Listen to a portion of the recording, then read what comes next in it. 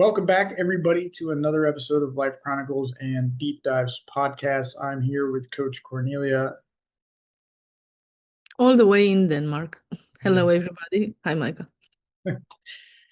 Yes, so I noticed something here where I'm at. It is the 27th, and it is 11:06 a.m. and I've got sunlight outside because it's midday. Mm-hmm. When we were scheduling this episode, you mentioned that it was going to be in the evening for you. So you just adjusted your blinds. What's going on there? You said it's what? Yeah, it's the Danish summer. Like in north of Europe, you have this long, very long day, which lasts about 20 hours, and you only have 2, 3, maximum 4 hours of dark. So it is like this until midnight, maybe more. And then you have a little bit of dark, and then very soon you have light again. This is in the summertime, and then in the wintertime is different. You have this very long night, and then only a few hours. I mean, we had winters when we didn't have any sun at all. So everyone here is on vitamin D Got all it. the time. Yeah. I mean, it's interesting. It'd be a different like way of life. I mean, you have to like adjust for it, and it throws off the natural rhythms of things. It does. It does actually. You know, when the summer comes, you go to sleep so late because you don't realize how late it is. Because, I mean, you're used to just go to sleep when it's dark outside. So yeah, but then you get in line in a few weeks, 2 or 3 weeks. So, what time is it there currently with the sun glaring down on you like it's 8 p.m. 8 p.m. Wow. Yeah. I guess it's not too much different here because we get our sunsets right around 9 o'clock in the summer here, but nowhere near midnight, 1 a.m. Sundown time. That's crazy. Yeah. I mean, when I first came here, I was in shock because I didn't know why isn't the sun going down? Because in Romania you have the normal like day night summer. In the summer, okay, it's maybe you have more sun in the evening, but I was wondering what's happening, and then I didn't know about this, and then I found out that it is the Danish summer. Yeah. Awesome. Well, before we dive even more into this episode, please don't forget to like the video, subscribe to the channel, and then check out our links in the description box below for both of our websites. This episode, we're going to touch on a few different topics. We're going to move through them relatively fast. And the first one I wanted to go over was like AI advancement. And I know that President Trump just signed a few bills to make sure that the United States is on top of, the AI advancement, coming out as like the world leader in production. I'm sure, like Japan and China and other countries are also working on this.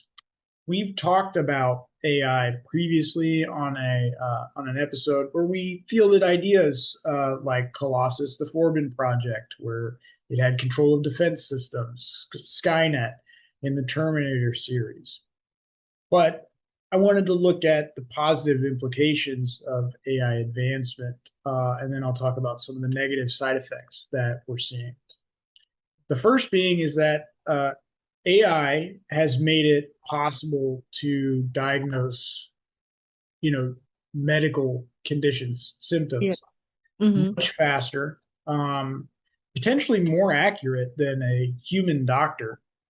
And I've seen in sci-fi movies where they have like robot arms and they're doing like this fantastical or sci-fi, like medical procedure, and then the, hero or whatever, after being near death, comes back to almost life. I think there's a movie called Elysium, had Matt Damon in it, and Yeah. right? I know. Very great movie, yeah. Yeah. And so similar concept, like if we could advance AI to that level of, health, that would be great. Being able to just like walk in someplace, have a diagnosis, and then get treatment almost immediately. Yeah. That would be Yeah. It would be great. Ever since I've seen that movie, I said, "Oh, I want this."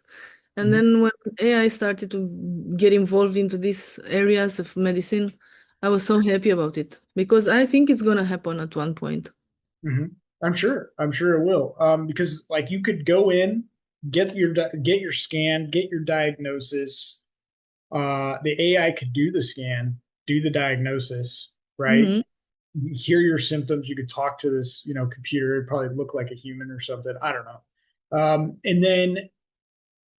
And then in the next room, it has all your like vitals and your weight, and it can deliver anesthesia and then do the surgery and the patching up after the surgery, just like that. But we Yeah. think about that, the implications for repairing the human body at such a efficient level. I think that's a great use of AI. Yeah. I mean, I think in China they have a hospital now with 8 AIs.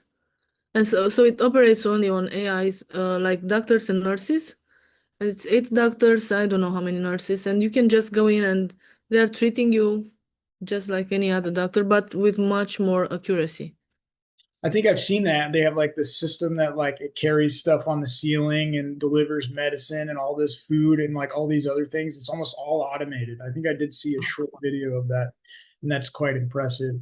It is, yeah. Um, the other thing that I've been looking at this for quite some time with missing children. Okay, so my thought process on this would be to build a program that does, and I'm sure the FBI and the government, they have programs that do something similar, but I want to make like a comprehensive program that does facial recognition, age modeling, object identification.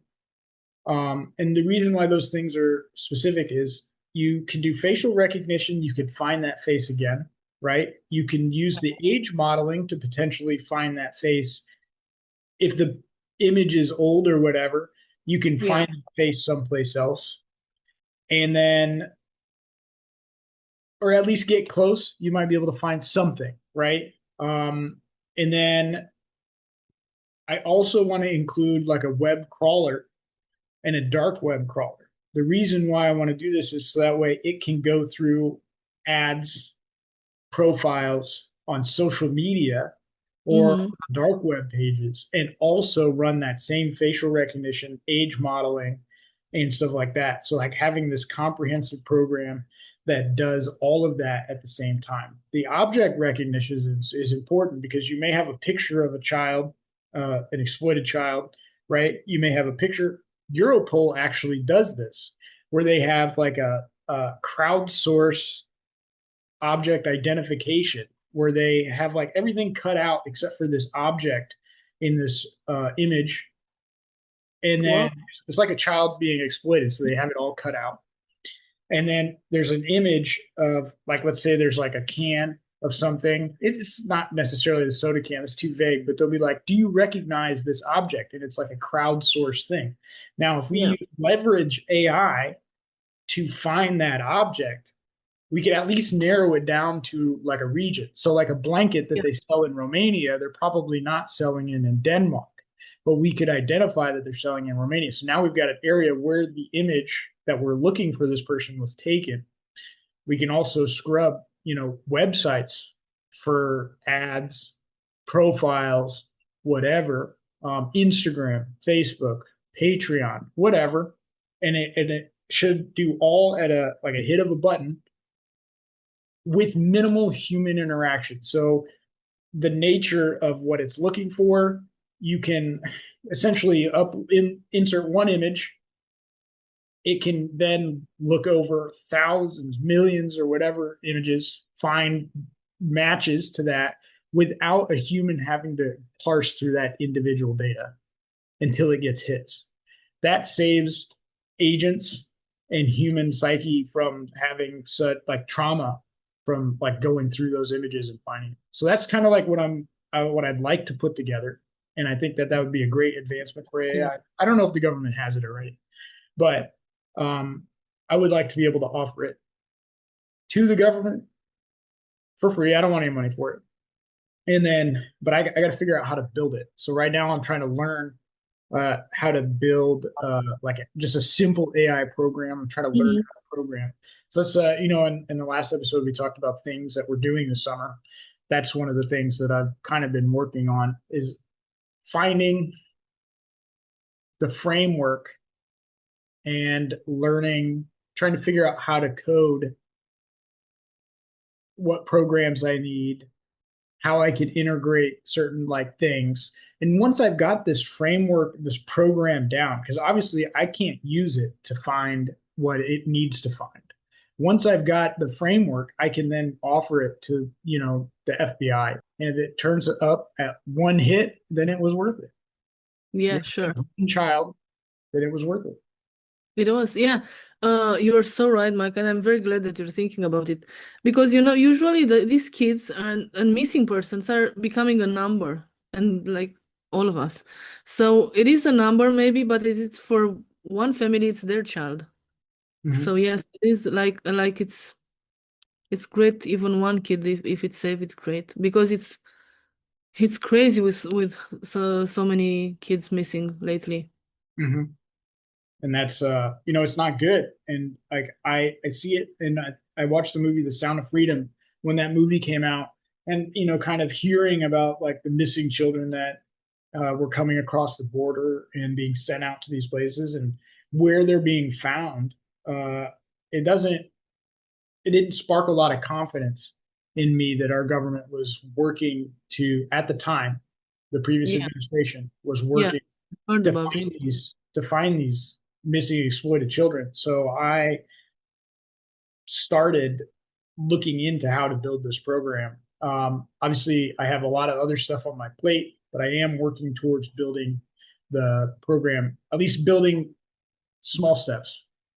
Mm-hmm. And if I can get this program out in a year or two, uh, and then hand it off to the FBI and it works, that'd be great. But that's what I'm talking about. The leveraging AI advancement, using it for good, medical, finding people, the downsides, right? So I read a article about the downside was is because people are using chat GTP or AI to generate schoolwork or Mm-hmm. research. They're not actually finding things. They're not actually using all of their brain. They're missing those neural pathways of how did I get here? They're Mm-hmm. just, here we go, boom. Some cases, they're not even learning what the AI is being used, and they're trying to present it as they know. So, like, if I use AI to create a document for work or not work, school, an essay, right? I don't have to read that document. I just got to turn it in to get the grade. And I think Yeah, we're seeing more and more of children, the advancement of AI, but younger people using that. And unfortunately, uh, they're not learning. I mean, it's great if you want to look up something and find information, but it's another thing to use it to cheat. And so, sure. right? I mean, you're not learning anything. Of course, and something else that bothers me is you cannot make, I mean, my mom cannot make the difference between an AI made photograph, picture, or a text. And you see so many on Facebook or TikTok these days. You cannot tell the difference. And my mom is always sharing it like it's true. I Mm-hmm. mean, it's crazy. And I mean, there's been some videos with Trump which were fake. And my mom was, look, you like this guy, and this is what he's doing. I said, it's not true. Yes, it's true. Yes, I've seen it on Facebook. Yes, but it's not him. It's a it's an AI Mm-hmm. generated.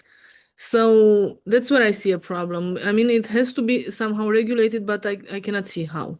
I don't Yeah, know how. I The know Trump's internet. trying to build to like expand it, but I don't know how it regulates it to Mhm. protect against that. I know that recently, I believe we passed a bill, a law. Trump signed it, but basically it makes like so people were uploading images of other people and then like nudifying them Mhm. using AI or nudifying children and then distributing that. Uh, both are bad. So he signed a law making, I think, that illegal and like increase the penalties for those things. That's a good thing. That's a good regulation, right? Sure. I've seen a lot of AI been used for like just simple ads. They're not putting people in the ads. They're using AI to generate this image for their product or, sell their product. However, I have seen AI generate fantastic trailers for like movies and stuff like that that actually looks good. I think that's amazing that we can do that. But I don't know where would you put your finger down and say, hey, look, we need to back off here, or we need to accelerate this. I would say in medical, we need to accelerate, you know. I agree, yeah. I was talking to my daughter yesterday, and exactly the same. Like they're searching everything online, and my husband doesn't agree with. He said he's always says you have a different life online, and outside it's the real world where you have to at one point, I don't know, get a job or work or do something and have a life in the real world. Mhm. So I was talking about with them about this, trying to search for answers for different problems, and I think in the future years you're gonna see like we are gonna download it directly to our brains. Mhm. That's what's gonna happen. Like it, just the thought of something is gonna bring you so much information. Mhm. I'm not sure if we're gonna become like some lazy, mm, something. I'm not gonna say the word, but we're gonna be much smarter. I don't know how it's gonna affect us, or how our brain is gonna develop, because we are, for example, in Romania and many countries in Europe, you are still practicing calligraphy at school because it forms some new neuropathy in your brain. So we are still using it for this. What if we don't use anything anymore? So just downloading in our brains everything, every information. I mean, if you look at, I mean, there's a movie, Johnny Mnemonic, starred Keanu Reeves. It was like 2000s cyberpunk kind of deal, and he's like a courier, and he's got like a chip in his head that allows him to carry data as a Mm. courier, like a living courier for data. Um, but we're close because Elon Musk has Neuralink, Yeah. right? And if that can give, he said is working on giving somebody sight back. If that can help somebody like move or walk, or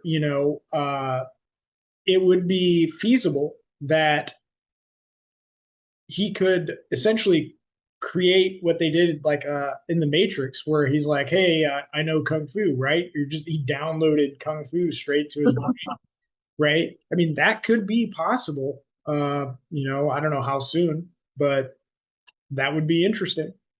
Wow, can you imagine that? I cannot even imagine it. I'm not able to imagine it. Like this one with karate or kung fu or something, just to download it and to know the moves. I mean, it's crazy. Yeah. I So mean, if you've seen The Matrix, you should, if you haven't seen the first Matrix, you should definitely watch it. It's 100% recommended viewing. And it is essentially there. There's another scene in there where Trinity, the character, is like, hey, I need to learn how to fly this helicopter. And they just download it straight into her brain. And she's like, okay, let's go. we can all be anything we want. Absolutely. So you wanted to talk about, you mentioned to me that you had a interesting take on creationism. So tell me about that. What do you think about that? I mean, the main idea is that what I feel about, I've been thinking a lot of about this lately, and um, when you ask about who are we as humans, right? For me it's hard to believe the Darwinist ideology. This is what I'm calling, because everyone in this um, with this opinion is like in an ideology. So it for me it's hard to believe it. Even though I'm loving Richard Dawkins, I don't know if you've watched him. He's a great scientist. He's a great man. He's speaking so good, but I admire him, but I cannot believe it anyway. Then the Big Bang, it's out of my understanding zone. I don't see how just an explosion can do what's happening now. So my only thing was this creationist theory that I believe in, that we have a creator. And then what makes this what makes us as children of this creator? It makes us like creators. Everything we do, it's creation. Everything we do is creation. Everything a tree does is creation. It creates the leaves, it creates the cells inside of it, it creates the roots and everything. It's the same, like we are creating a small universe, each of us, right? Mhm. And my dog is having his own creation, like my dog is creating his own place in the house or outside in the garden. Mhm. And this is my new thought that we are all creators. And I know that people are talking about this, but I don't feel that everyone understands what this means. It means like we are just creating a new universe. Mhm. If I wasn't on this planet, I wouldn't have had my daughter. I wouldn't have this house, not this placement in the house. Nothing is like nothing is the same anywhere. So my house is different from the millions of houses in the world, you know? Mhm. Very interesting if you think about in detail about this act of creation. So I was actually, you know what? Now that you mention it, I was actually thinking about this, I don't know, a few days ago. And I had this interesting thought. And I was at work and I'm always thinking about something deep. I don't know. I mean, I'm overthinking everything, like down to the atom. I'm always, Sometimes I wish I wasn't, yeah. but I am. I I follow more the evolutionary theory of it. I don't subscribe to any one particular thing because you, for some reason you can't prove any of them, right? You can't prove that they don't exist either. But my take on the creationism is a little bit different. The sun is the source of our energy for this planet. The sun generates the energy for the earth, plants, like everything. And it's the first God in the spiritual world. It's the first God that ever existed, the sun. Right. Mhm. And that energy that gets passed down through the plants that our food eats, that we then eat, gets passed to us. Right. Now, Mhm. if we take that theory and the energy from the sun. Now, spiritually, we talked about this. There's been several tribes or peoples of the past that Mhm. have worshipped the sun Yeah. as their god, their whatever, and that to me follows what's interesting about the human psyche because we try to apply human traits to everything, even mystical things, ghosts, uh, fantastical things, aliens. Look, when they first started, conceptualizing aliens for movies, they all looked humanoid. When we talk to our pets or we look at a rabbit and we're like, oh, that rabbit said hi, or the deer saying hi to us, or our dog is doing this because that's what we My recognize dog, as yeah, human, I'm calling my dog has hands. So the two front, the two ones in the front, it's their hands. right? So we're personifying what we see. So this is my take on religion, is that we're trying to personify the energy from the sun, right? So like as we're constantly looking for a way to be connected to something, right? Mhm. That's that search, right? The being closer to God, whatever you believe in. My thought is that the energy from the sun that's passed down through the plants to our food that we eat, that's essentially the closest thing that you can get to a god. And I'm trying to like put it together the best way. But religion is us trying to personify that energy. Maybe Okay. not the same energy, but like we're trying to personify a higher power than us. We're trying to find that connection. We're trying to apply the same thing that we apply to, when we see animals or we try to personify whatever we're interacting with for that familiarity. We're trying to personify the unknown. And so what happens is that starts to look like a human, Jesus, Mhm. Allah, Buddha, and some of these people were real people, but the mysticism and the power that they had, or the spiritualness that they had, were trying to personify that. The bush that was burning, that was talking, we personified it. Yeah. You know what I mean? It's just interesting to see how that works. And I'm not saying which one's wrong and which one's right. I mean, yeah, I'm never seeing this creationist theory close to the church. And the church is something so human these days. I mean, I know that Jesus said that go in the world and make churches for delivering the gospels, but I don't see any connection between the creationist theory and the church. What I'm seeing in the creationist theory is like a huge force that multiplies itself through us, through our animals, through all the trees, through everything. It just creates and creates and creates and creates in an infinite of possibilities. I don't see any, like the church preaches that mm, God, for example, in the Orthodox religion, God is like someone who is punishing you. It's not, I mean, it's with our days, it's not working anymore. This fear manipulation is not working anymore. I cannot see a God who's just watching us everywhere and says, I'm going to punish that guy. What did Micah say yesterday? I'm going to punish him for that. You know, that's crazy. This is like a human trait put in a God, you know? I don't think God has this kind of, or God, or this huge force of creation. I don't think it has this kind of conscience. It just multiplies its creation, Mm-hmm. you know?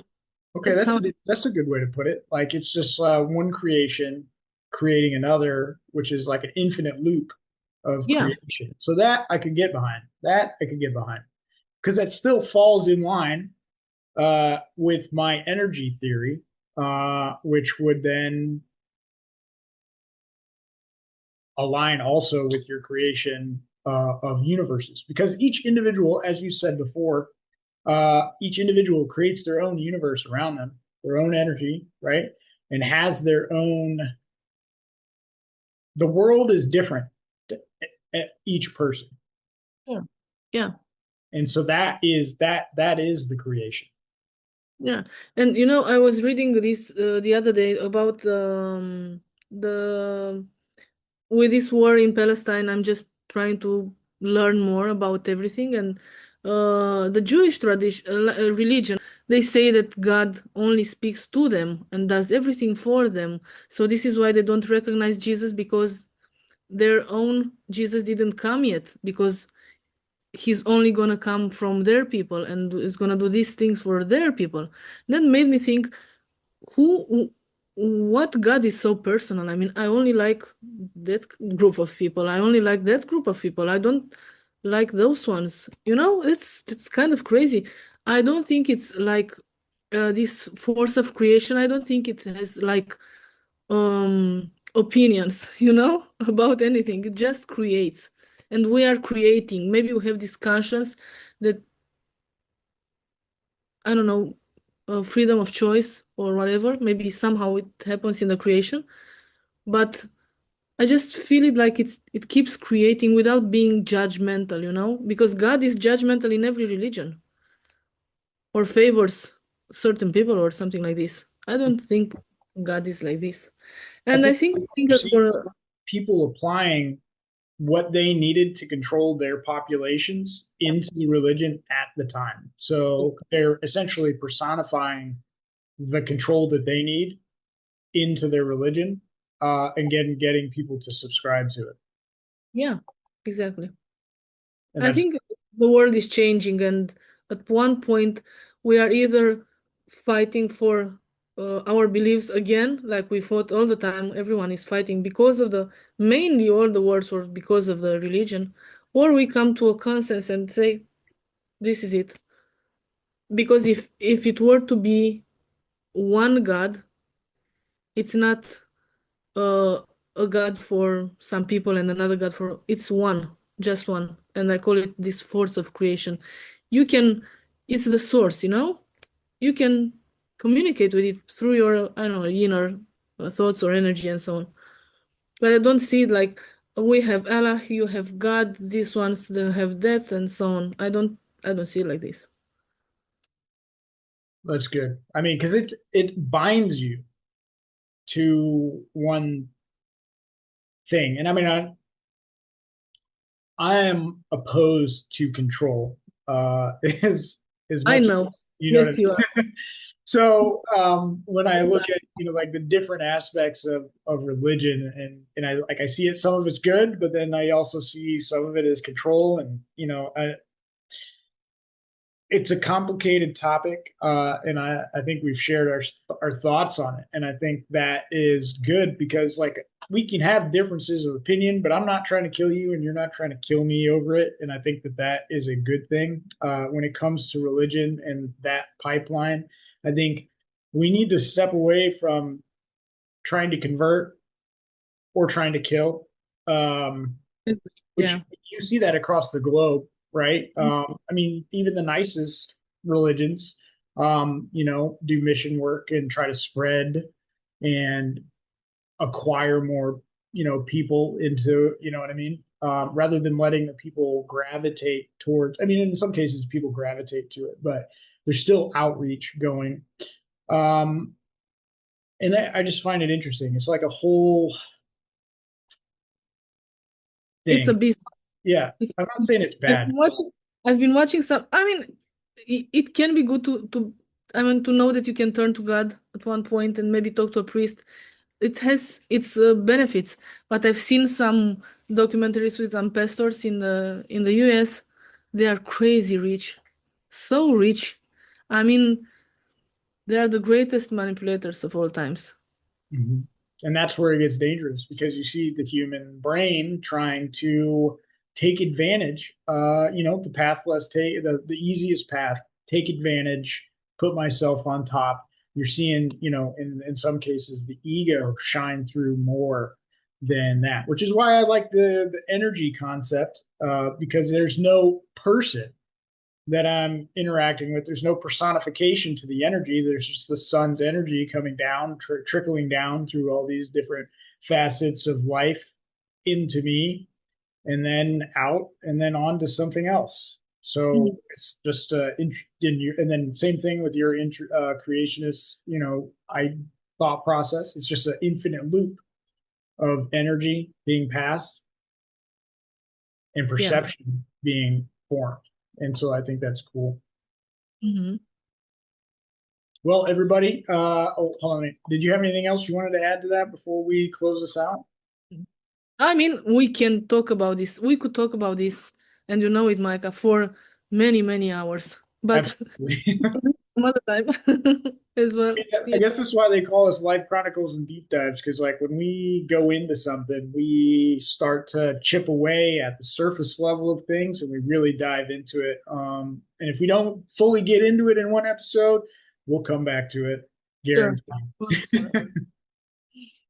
Everybody, thank you for joining us.